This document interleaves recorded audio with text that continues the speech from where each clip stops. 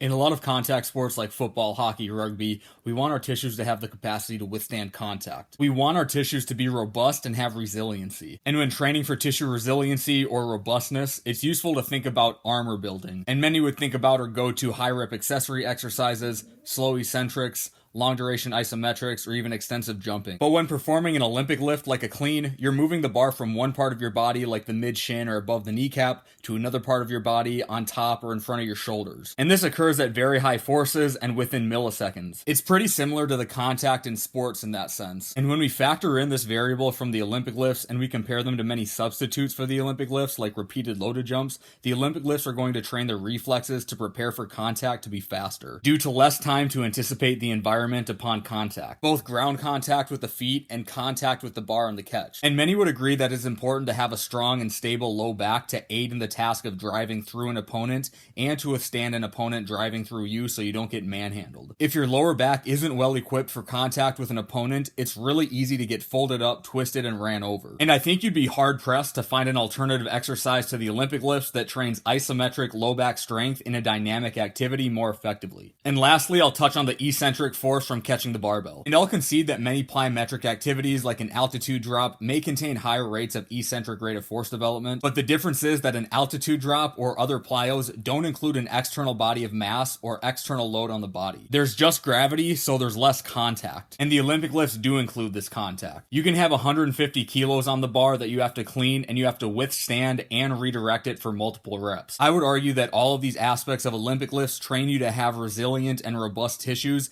and is a more effective means of training to prepare you for contact in sports better than any other weight room activity. And really the best thing you can do to train for something like this is to do real live drills in your sport with real opponent on opponent contact. And the debate on whether you should or shouldn't include Olympic lifts in your training should involve more than just thinking about power and rate of force development and peak force, etc. There are much more practical ways to think about this and more practical application.